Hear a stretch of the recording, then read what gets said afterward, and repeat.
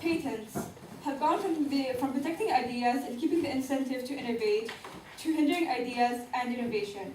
From entrepreneurs in rural Rwanda who can use internet banking where no banks exist, to forensic experts who can now more thoroughly analyze crime scenes, to families in our globalized world who can now stay in touch. Technology affects all of our lives in profound ways, and for this reason, we are proud to propose removing patent claims from tech oligopolies and monopolies. This may seem counterintuitive, but while the purpose of patents is to encourage innovation, major tech companies are abusing these patents to stifle competition and hamper innovation. A sick cycle that harms consumers and the small and medium enterprises and benefits only the large oligopolies. We therefore want to abolish laws that protect these patents, which prevent innovation. Throughout this debate, I will explain 2 points. 1, why it's justified to remove patent protection, and 2, how patents, especially in the case of large tech companies, harm innovation and stifle competition. My second speaker will move on to explaining how patents are not a necessary condition for innovation and prove that companies will still innovate after removing patents, and how patents harm the small and medium enterprises.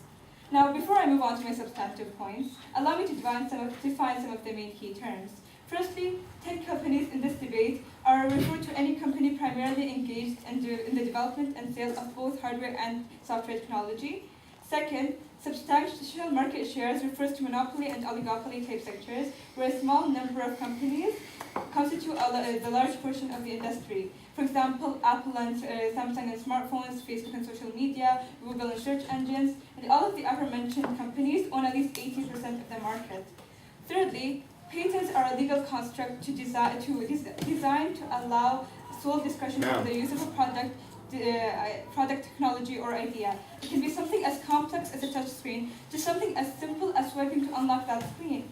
Proposition would remove existing patents from these major tech companies, as well as stop them from claiming new patents. But then, if they lose market share to the point where they no longer own a significant portion, we then allow them to claim new patents. Now let's go to my first question. Why, in principle, is it justified to limit patent protection?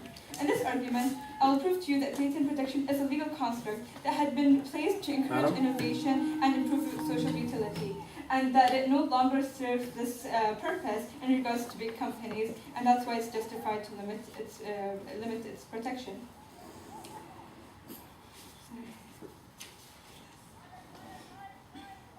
So why is intellectual property fundamentally different from other types of property rights? We think that there are 2 important features that patents that highlight this fact. Unlike other types of property, 1, patent. In order to register a patent, it has to have a commercial viability. In other words, not any idea that you work to produce is patentable. The idea must have a commercial application, meaning that it can be sold and it has social benefit to society. But second, patents also have time limits. They don't last forever, and when you register a patent, you only have sole claim over it for about 20 years. And after this period, anybody is free to use it. Both points belie the fact that patents aren't regular property rights, which don't have such limits, and this shows that distinct from other types of property, patents are constructed to maximize innovation for the social good. And what this means is that patents and intellectual property are not an inherent right, but legal claims constructed by the state for the sole purpose of social utility through incentivizing innovation. We do say that patents actually helped in the beginning, but now they are abused and to be tools for exploitation, and innovation and development are no longer supported, but rather they're slowed down by these patents. So we've shown you that patents are distinct from other types of property, but we tell you that even if they are the same as other types of property, we still think it's justified to limit them, because the state already routinely limits our rights over properties. For example, when the government taxes companies and individuals for social welfare projects, they're restricting our property right. The TRIPS agreement itself that governs intellectual property includes a clause limiting a claim over intellectual property, and therefore we say that if we can prove their current application by these tech companies defeats this goal, then we are justified in limiting their claims. So now let's look at the status quo and see how it's been damaging to competition and innovation, and how limiting these patents of tech companies can improve things. Madam? This is where I go to before I move on to my next So question. if someone doesn't rent their apartment for, let's say, 2 years, are we supposed to just take it away? Repeat that, please. If someone doesn't rent their apartment for, let's say, 2 years, can Yes, we take exactly. it away? I'm getting to that point. So moving on to my second question, how do patents in cases of large tech companies harm innovation and stifle competition?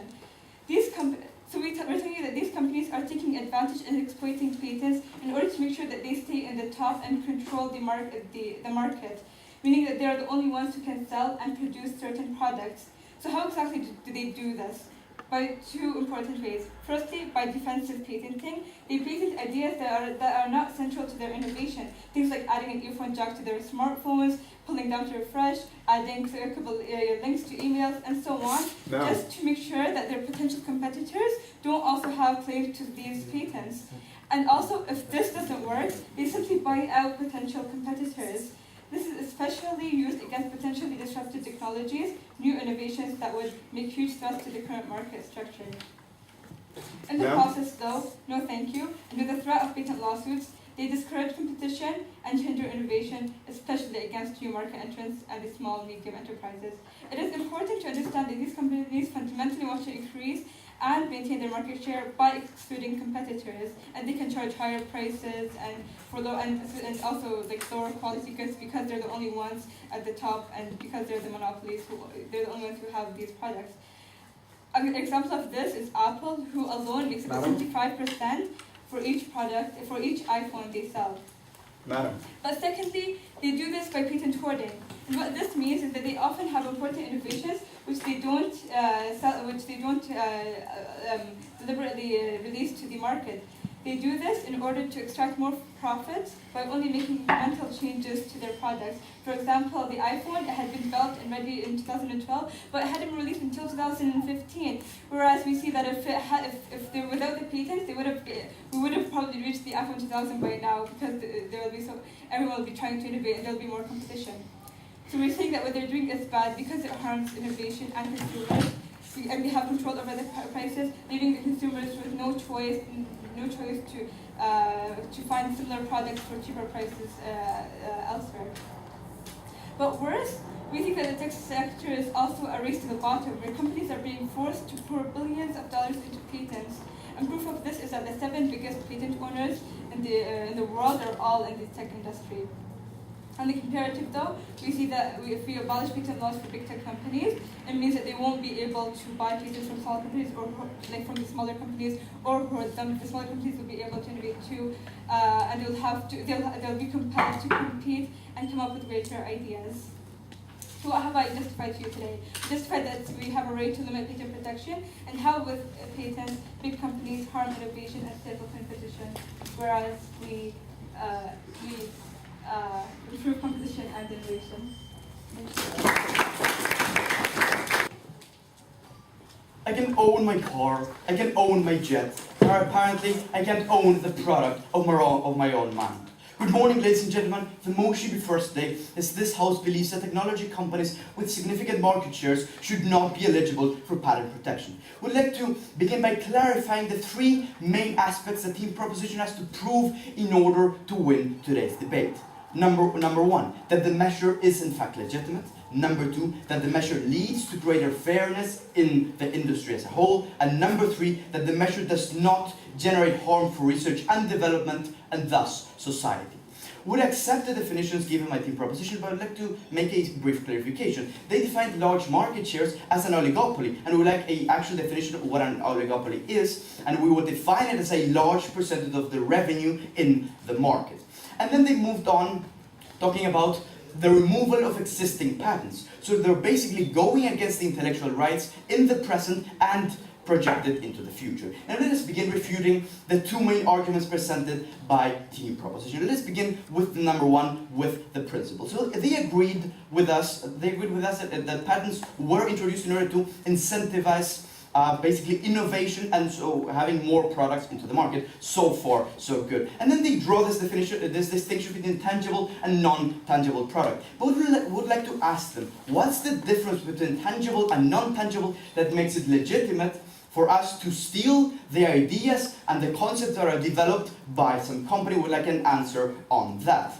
And yes, there are distinct because, and they need a special protection as it comes to non-tangible ideas, because they're easier to steal. Because if I steal your car, I can see your car being taken away. But your idea is much more difficult to determine if I'm using your idea or not. That is why we have patents in the status quo. And then they moved on talking about the loss of development. Again, no analysis on how this will translate into reality. And moving on with their second argument, talking about the harm to innovation.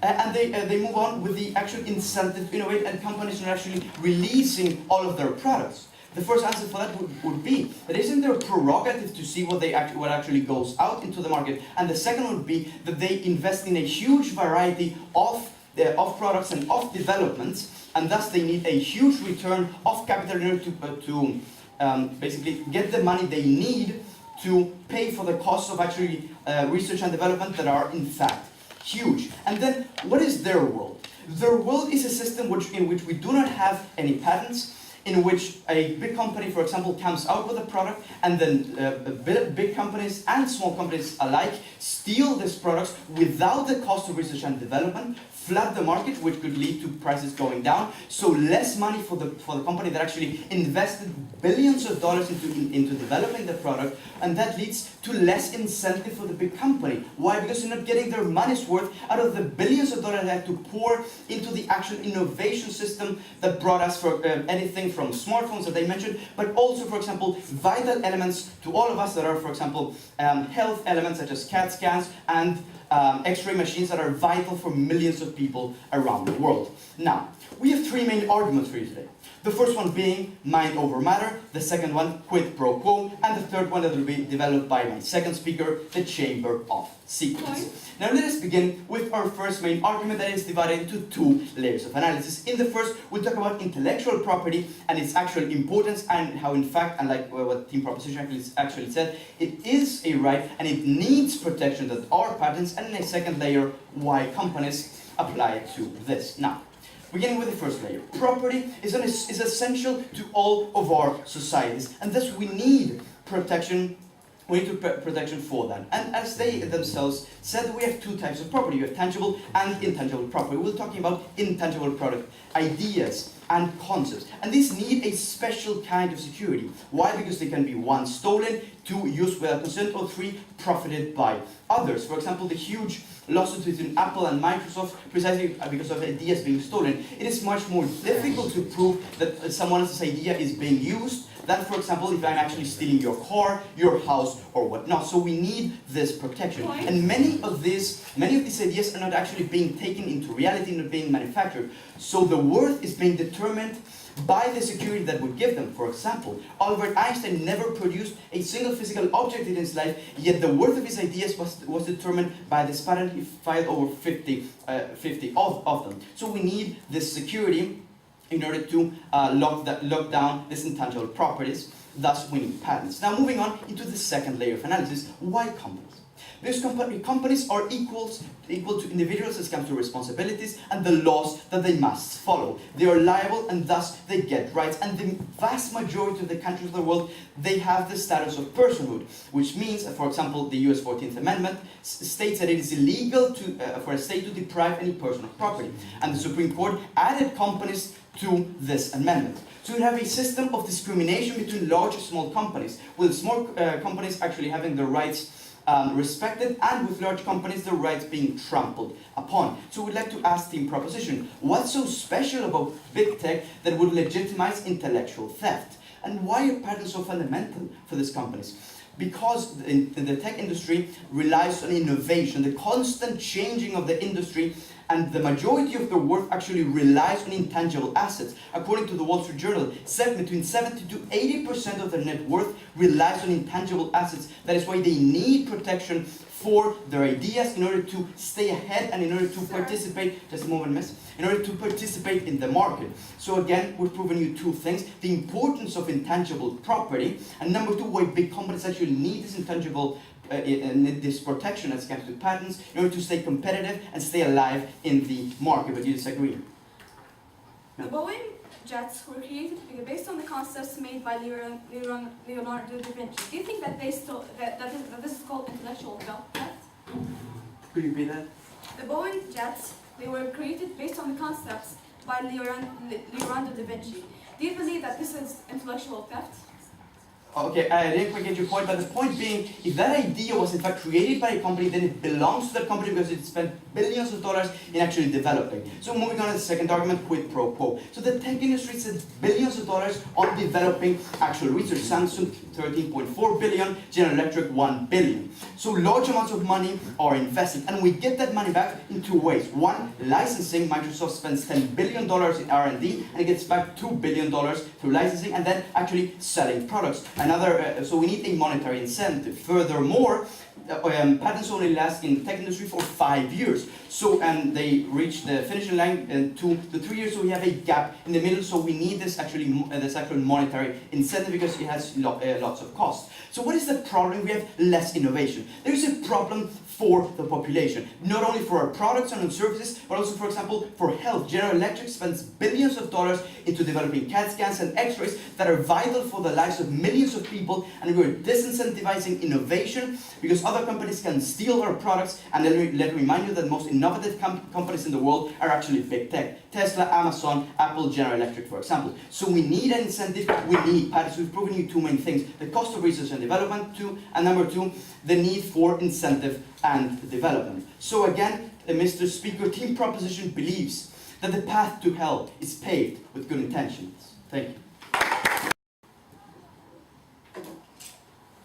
Mr. Speaker, three main clashes in this debate. Firstly, is it justified to limit patent protection in big technology companies? Secondly, how patents, in the case of large technology companies, harm innovation and stifle competition. And thirdly, how patents are not a necessary condition for innovation and how companies will continue to innovate without these patents. Now, before I get into my substantive material, I'd like to have some refutation. Now, we presented on side proposition a few points. We told you that these big companies exploit patents and this harms innovation. They engage in defensive patenting in which they buy out companies just for their patents and they use them as tools to avoid other companies from suing them and get into lawsuit disputes. Secondly, we told you that by having no competitors, because you patent your idea and no one can compete with you, this leads to high prices. This leads to lower quality products. This leads to less incentive to increase in stuff such as customer care, especially after-sale customer care, and I will touch that when I get to my substantive. Thirdly, we told you about patent hoarding, how these big companies just buy our patents and then just make incremental changes to their ideas, renew their patents, and just continue this cycle, which leads to no products, new products coming out to the market. I'll give you an example. For example, the idea of the iPhone 6 was ready since 2012, but it was only released in 2015 because Apple didn't need to release it because there was no competition. No, thank you. And lastly, we told you about this idea of the race to the bottom. How these companies are just suing each other, dragging each other into court, and just using patents as a justification for this legal dispute. And again, we got no response to that. Now, what did we hear from side opposition? We heard that this makes it better for consumers. So allow me to talk to consumers. When you have no competitors, you have high prices. When you have no competitors, you have no incentive to improve stuff such as customer care. You have no incentive to improve stuff, no thank you, such as the quality of your product. And then let's attack their principle. Why is intellectual property fundamentally different to other types of property rights? Firstly, are ideas even something you can own? No, because of the way they are developed. 3 levels of analysis. Firstly, stock of social knowledge. Ideas and innovation are distinct in that they are themselves the result of society's collective effort.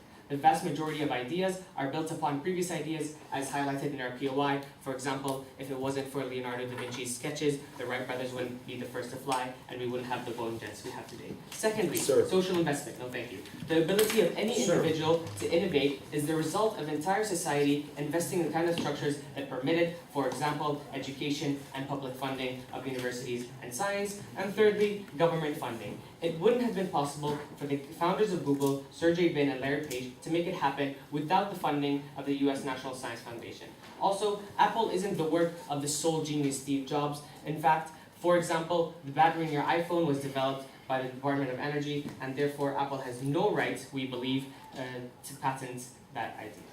Now, onto my perspective. How patents are not a necessary condition for innovation. First and foremost, we don't think that patents are a necessary condition for innovation. Companies like Tesla, arguably the most innovative company in the world, does not use its patents. We also see things such as open source software, which is extremely innovative, without major tech companies often adopting Sir? their innovations. No, thank you. Given this, what is likely to happen when we remove patents? Two scenarios. The scenario Sir. that opposition advocates for is that everyone will just stop innovating. Everyone will just sit down and just give up and give up all the billions they invested in their research and development. They'll give up all the billions they invested in their infrastructure. They'll give up all the billions they invested in training their employees, and they're just going to quit. We tell you this is completely implausible, and the more plausible situation is an increase in competition, bringing new ideas to market in a shorter amount of time. Sir? These companies, no thank you, are still incentivized to maintain customers and make profit, especially after billions were invested in the company's infrastructure, training, personnel, etc. Even if Sir. making profit has become harder, it doesn't mean that they'll stop trying. They'll adapt and find other ways to make profit. So, will they be incentivized to innovate? We tell you yes. We give you three reasons. Firstly, companies will still be incentivized because those who bring new ideas have this economic concept called the first mover advantage. So since they're the first to come up with a new idea, it'll take some time till someone else works on imitating or making something similar to it. It would put you years ahead of competition. This leaves the inventors to the maximum amount of profit Sir. at that time. After the first iPhone, for instance, it took over a year for the next smartphone, the HTC Dream, to come out, and during that time, Apple sold 5 million iPhones, and subsequently another 25 million, while Android only sold Sir. 7 million. Before I get into my second point, I'd like your view. You yourself said that we cannot own our ideas, then why maintain patents for small companies altogether? Sir, the reason we justify that big technology companies cannot own their ideas anymore is because they're using them in exploitative measures. They're not, we told you in first that the purpose of patents was a legal construct to encourage innovation, a legal construct to maximize social utility, and since we proved to you that it does not fulfill this purpose anymore, we definitely have a right to limit it. Now, my second point, secondly, on why they'll be incentivized to innovate. Even once a competitor emerges, the first to market and brand often gains brand loyalty and is seen in the market as the leader of the technology, as the pioneer in this field. This is why sales of the iPhone continue to soar even after competitors emerge. And thirdly and finally, technology creates product environments that leads to what is called network externalities. What this means is that when a consumer buys one product, it links into other products by the same company and creates additional profits. For example, Google, your Google account links to your Gmail, to your Google Docs, to YouTube, to Chrome. When you buy an iPhone, it links to iTunes, it's linked to iCloud. You can get a Mac. And this means that being first to market opens you up to greater and more long-term revenue streams. It is especially the case when a company requires critical mass of users, such as Facebook, Snapchat, or WhatsApp. All of this means that these companies, even if they don't have their patents, still have an incentive to innovate, to bring products to market as soon as possible. They still have an edge, still have profit incentive to innovate, just not too unfair and doesn't give them an unfair edge as to create monopolies. Those firms would still want to be ahead of each other. They can only do that if they bring new ideas to market. Firms will compete against each other on other factors to work to improve their service, quality of goods, and reduce prices. And since opposition is for the consumer, we believe that this is better for the consumer. Even if, worst case scenario, large companies will lose their market share, they will become smaller, and then they'll be allowed to use patents. They will again able to innovate, but in a more competitive environment. There will be no monopolies. There will be no big company using their power and money to stifle smaller companies. So what have I proven to you today? I have proven to you that A, we have the right to limit patent protection in big technology companies. B, we're not going to harm innovation, and C, innovation will continue to occur even after we remove patents. Thank you very much. The patent system added the fuel of genius in the discovery of new, useful products. That is why, Mr. Speaker, we're opposing the motion this House believes technology companies with significant market shares should not be eligible for patent protection. Now, let me remind you the burden that the proposition needs to prove in order to win this debate. 3 points. First, they need to prove that this is a legitimate measure. Second, they need to prove that this measure actually leads to greater fairness in the system. And 3, they need to prove that it won't harm research and development and thus society as a whole. We've already shown you how this is not the case with 2 arguments. First, we brought the argument of mind over matter. Second, we brought the argument of quid pro quo. And before beginning with the last argument for side op, which is the chamber of secrets, we'd like to provide some refutation to the arguments presented by the prop thus far. So the first point they brought, and one of their main points, was how on their side of the house they would actually get more research and development. They would get more companies to actually invest in these. So for this, we have a couple answers. Get to the first one. We believe that large companies are actually the ones that nowadays are the ones that are investing the most. We brought the examples of Samsung and Apple, how they're investing between 10 and 15% of all their revenue. That is billions of dollars that these small companies are not matching. We believe that just by taking these patents away, we'll be taking incentives away from these companies to actually want to invest all this money. Why? Because they don't have protection. No, thank you. Second answer. We believe that if companies don't have an assurance that they will make a profit, then less companies will be willing to invest. Why? Because if you don't know that you're going to make a profit, then there's going to be a higher risk. Thus, companies won't want to invest all these billions of dollars that are needed in research and development. Since companies would just be able to steal the final product because there is no protection, then other companies will get the final product without the cost of development, which makes them more competitive. So one company is actually investing billions of dollars in the development of a product, while the other company can just take away the final product and sell it to the market. Yet again, they don't have all the initial costs, so they're more competitive. But moreover, we will tell you that these other companies are not flooding the system with the same product. So what does that happen? If many, many more companies are actually showing the same product to the people, the price will go down, which means that the first company that invested all these billions of dollars will not only get less money because of the fact that other companies are also producing it at a lower cost, but because of the fact that there are more companies actually producing this product. So yet again, we don't see the point of why any company would actually be willing to develop if when they actually do develop and invest in research and development, they will lose all of this money. So, second point they brought is how companies actually don't use many of the patents that they own. We believe that this is a point that actually falls outside the opposition. Why? Because it is true that many companies don't use the patents that they hold, but this goes to show that companies spend a lot of money in the development of these products without never actually gaining any money. So what does this mean? Companies are investing in research and development and are never actually gaining anything from this, which goes to show the high cost of research and development that are in fact in society. So we believe we should protect these companies because of maybe the 2 or 3% of the products that actually do gain money need to compensate for the other 98 or 97% of the products that actually are gaining no money or not actually accounting for complete losses for the company. So we believe that is even more reason why we should give them patents.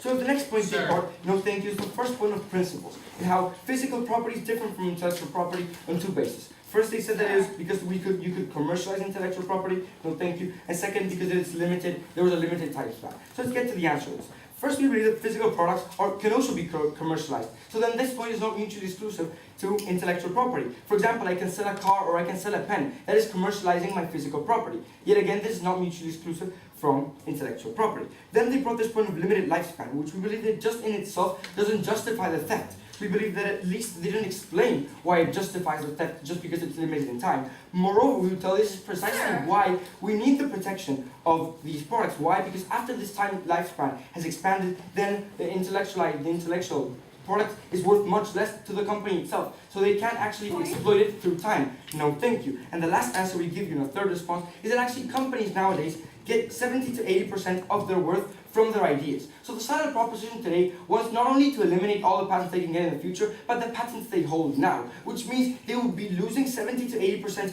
of all the worth they have nowadays. But to this they answer by saying, oh, large companies can just become smaller and then they can patent their ideas more in the future. So for this we have a whole bunch of answers.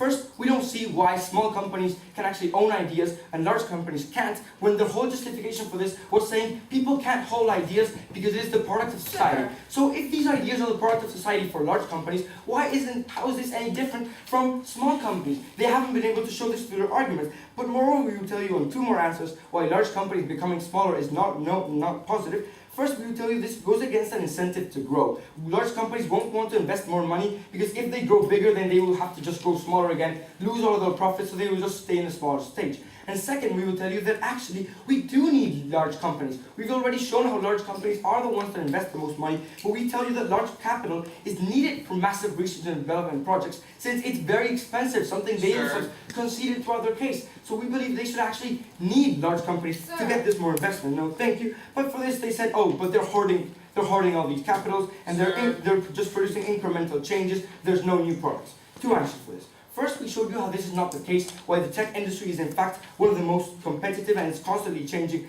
Thus, actually these companies need to be constantly changing what they're producing so that they can actually stay at a comparative advantage to other companies. But second, we will tell you that we're not only dealing with smartphones, which is something that the proposition focused on today. We believe we're also dealing with General Electric, for example, that actually needs the incentive and needs the protection of their products to actually be able to produce medical machines that actually are needed to save lives. So we're not just dealing with getting the iPhone 6 in 2012, we're dealing with being able to actually get enough money to invest in the machines that we need nowadays for these people to survive. Something that the proposition has completely denied throughout this case. So now before getting with the last argument for the saddle prop, I'll take a POI if they have one.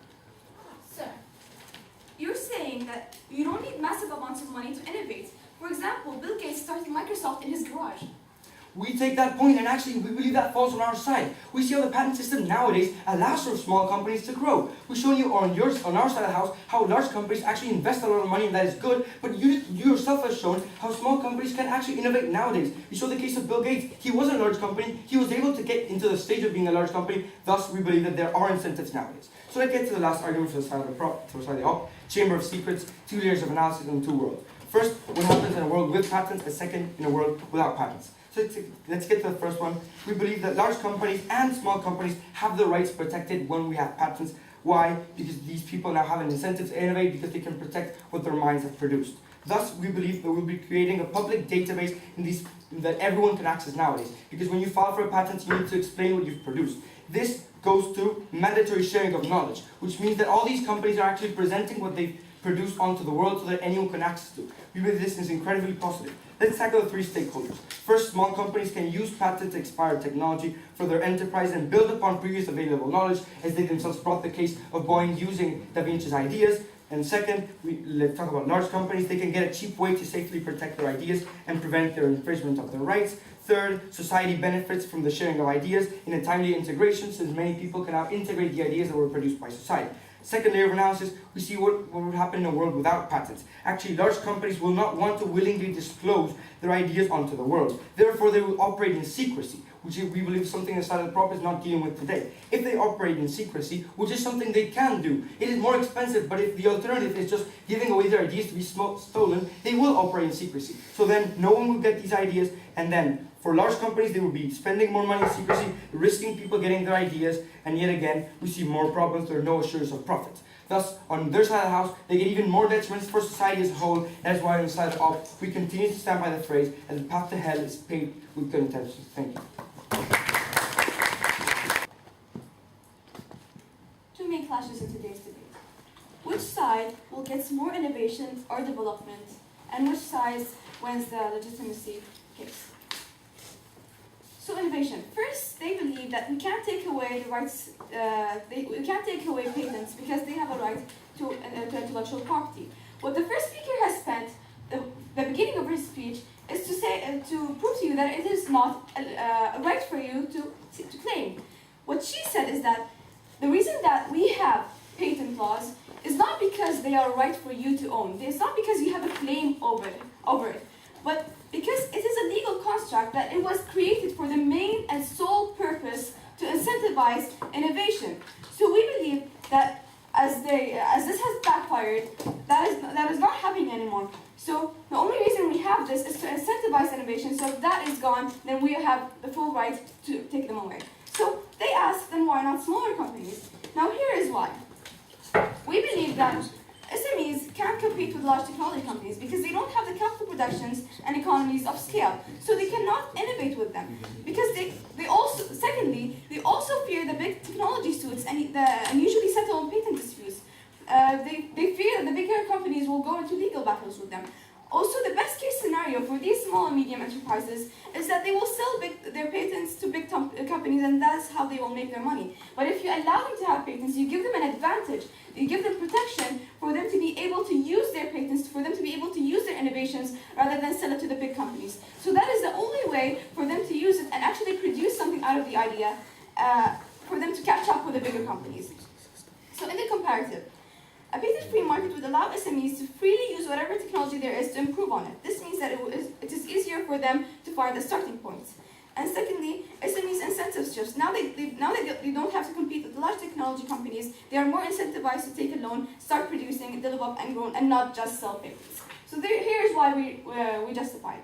So they also said that the price will go down and you will not innovate. First, we believe that the price going down is good for the consumers. And here is why these companies will still innovate. And the second speaker already established that in his speech. So first of all, as a big company, I am extremely rich. I have a lot of money. So I still have the money to innovate. So they believe that innovation is extremely expensive. No, it's not.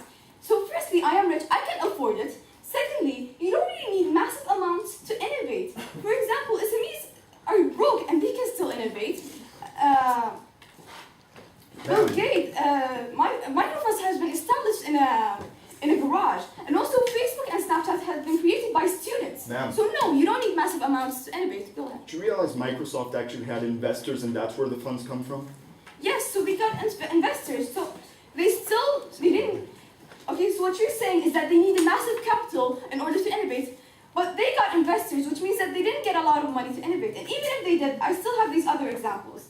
So even if that is the case, we're not talking about the smaller companies. We're talking about rich companies who already have more cash in hand than the US government. And that is actually a fact. For example, Apple, Microsoft, and Austin. So I've established that it costs a lot of money to innovate.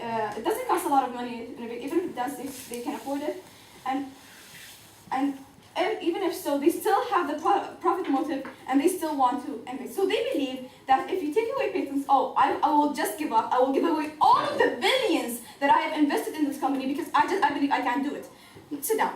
I still have the profit motive, and as the second speaker have established that they will still be able to make profit based on the first mover's advantage. He said that because I am the first to bring out the product, I will be years ahead of the competitors. I will have more profit before them, and I will have access to network externalities. Sit down. So now that we have established that they will still innovate, they have an incentive to innovate, and all of that.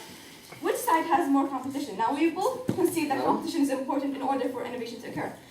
They believe that in order for competition to occur, we need sharing. Yes, we do. And they believe that we need patents for sharing. No, we don't. Patents actually stop sharing of information. They stop other people from using my ideas.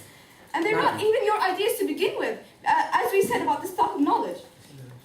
So they also said that, they also had this example that Bill Gates will not get to where he is because of the only reason Bill Gates got to where he is because of patents. Actually, there is a quote that Bill Gates said, that he said, if patents were used the same way they are used now, back then when he had just started, he actually said that there will be no Microsoft.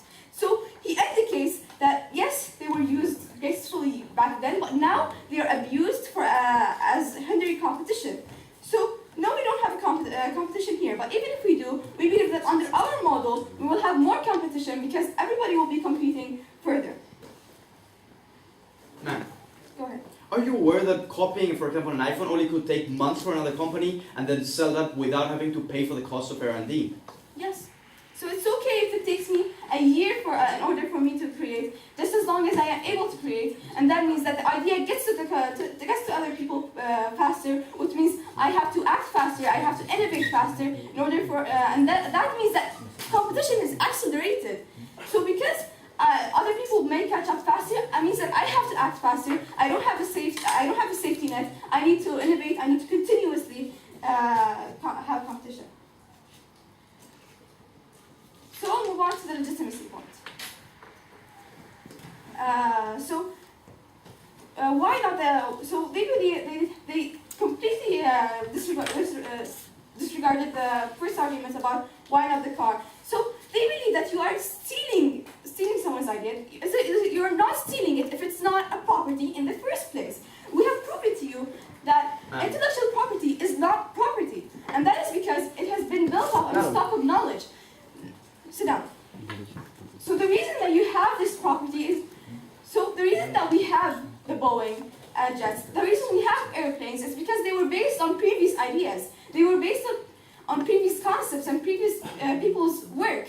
So if you believe that it is stealing, then that means that we shouldn't have had these aircraft because they have stolen other people's ideas. We don't believe that. We believe in the stock of knowledge. We believe in sharing the knowledge. We believe in using the knowledge together as a humanity. No, thank you.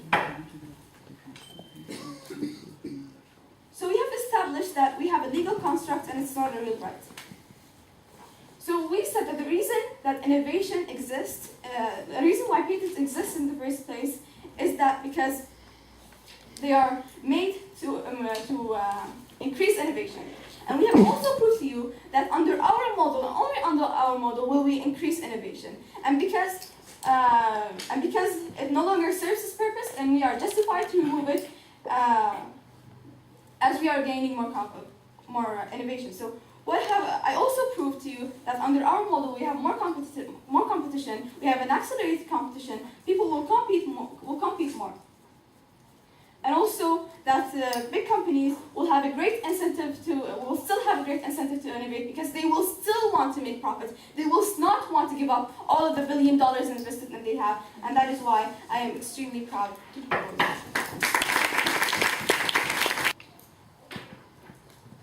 Ladies and gentlemen, when you have a proposition that tells you that you can't own ideas, you have a proposition that is arguing against intellectual property as a whole.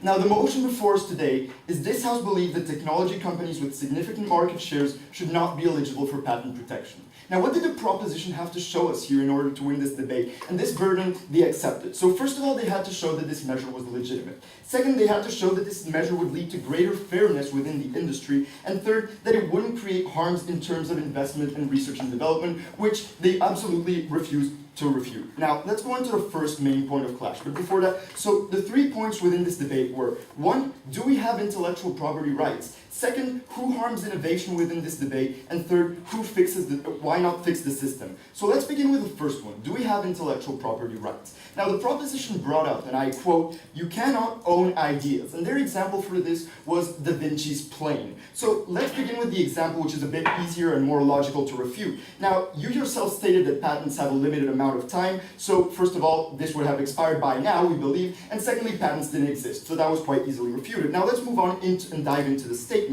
This statement that you cannot own ideas contradicts their whole case. No, thank you. Because under this logic, we would remove intellectual property from even small companies. And we asked this in a POI that they couldn't answer. Therefore, we asked, why is the proposition defending intellectual properties at all? So secondly, within this, we ask you, why can't you own ideas? There was no analysis on side proposition. They simply said, well, you can't. So we can't tell you why you can own ideas in the first place. So first of all, ideas are intangible property, and you yourself made this distinction. Secondly, they're recognized in the Universal Declaration of Human Rights. Therefore, why not recognize it in the first place? No, thank you. So it's also absurd that I can invent a revolutionizing design, but it belongs to whoever can make it when I'm the one that in the first place created it and came up with its design, or the invention that could help to save thousands of lives. Coming to the example of General Electrics that we brought up. So let's move on to the second point of clash, which is one of the biggest clashes within this debate. Who harms innovation? The proposition brought up this idea that major companies are using patents to harm innovation, and their point was that big companies are exploiting patents as a whole.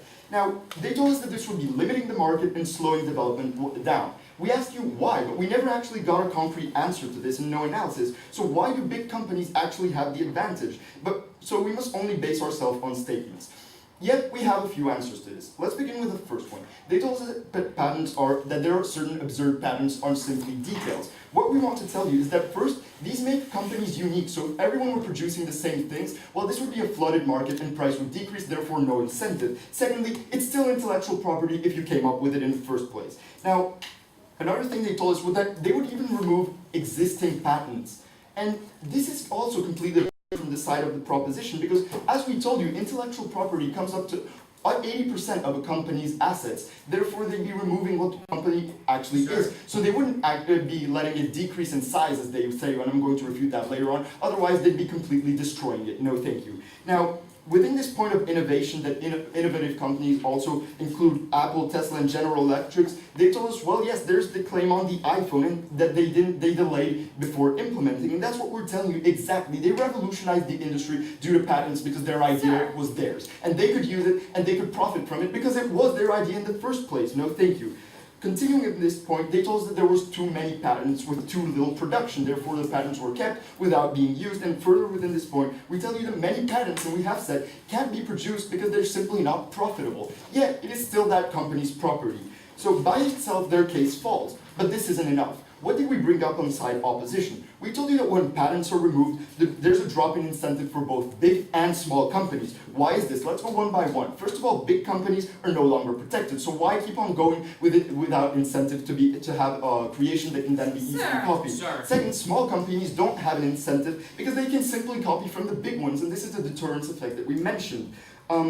And they accepted this fact because they simply said it takes time to copy and this is an advantage for the smaller companies. Now, within big companies, we have resources, large amount of resources, and this is what we brought up. They can operate in secrecy. Therefore, if they're the ones with the resources, they can operate in secrecy, and the small companies won't be able to copy as the proposition is in favor of. Now, within this point of everyone copying, it's also absurd because, as we said, they never answered the point of a flooded market where price decreases if the design or the product isn't worth anything. There's simply no incentive to create it in the first place, and they themselves accepted this by saying that the iPhone could be copied in 6 months or 1 year. Continuing within this point, no thank you, their refutations were simply, well, you don't need any money to innovate. Their example within this was, well, Bill Gates created Microsoft in his garage. What we told you in a POI was that Bill Gates actually had hundreds of thousands of dollars from investors that he could use. So all the funds didn't actually pop out of anywhere, and he just didn't build a computer out of thin air. No, he had the funds to actually come up with this, and this is where the investors come in. If there's no innovation, or if there's no incentive to innovate, why will there be investors in the first place? Without investors, small companies can't grow, and therefore their case falls as well. Now, companies already have lots of money, they told us, and once again, patents are a return on investments, and this is what we've been defending. Huge amounts of a company's money go into, I'll take you in a second, go into research and development, and if they don't have the patents to defend this, well then, they have no investment, no incentive to invest in themselves. Sure. Can you please be the first speaker from your side of the house to engage with our argument about the first mover advantage? Exactly, the first mover advantage. A company can copy a product as soon as it can, and therefore it can steal the design. This is what we're saying. Companies can steal design quite quickly, and that's why the incentive will drop. There's no incentive to create if everyone can copy. There you have it, it's refuted. So let's go on. Now the propositions, the propositions case was that, well, let's let them, they said in a worst case, let's let them lose market share, because then they'll be able to use patents. So this is absurd on so many levels. Let's begin with the first one. You don't build a company to just be okay with it being destroyed later on because someone doesn't want you to have your own intellectual property rights. Secondly, where is the incentive that the proposition is bringing up here if you can't have your own property and if you're going to have your company destroyed later on? There's no incentive and there's no innovation. This was never answered by the proposition. No thank you. Let's go on to the third point, which is actually fixing the system. Why is eliminating patents the best way rather than reforming the system? And this was never answered once again by side proposition. If the problem is, as they brought up, abuse, constant abuse from big to small companies, well, we first of all proved them wrong, and secondly, we asked them why not fix the system in the first place and add tougher laws or stricter patent regulations. Never heard an answer from the proposition, because if we did that, we have the two worlds. One where we have all the patents and we have intellectual property and without all the detriments on innovation. In their world, we have this idea of no patents and everyone copying and no incentive to create at all. So what happens when the most innovative companies don't have an incentive to create? There will be no innovation. So that's why through our three main arguments that we showed you, which were first of all mind over matter, where we showed that intellectual property actually exists, which the proposition didn't agree with in the first place, contradicting their whole case. Second argument, quid pro quo, where we showed that companies need these patents to protect their investments into R&Ds. Once again, the loss in incentive, proposition couldn't answer this. Third, chamber of secrets, where we showed that companies can't operate in secrecy, therefore their argument of copying falls by itself. So at the end of the day, the proposition couldn't prove any of its three burdens, and that's why we want to tell you that the path to hell is paved with good intentions. Thank you. Thank you for this. Just because you don't use your car for 2 days, 2 weeks, or 2 years, it doesn't mean it's our right to take it away.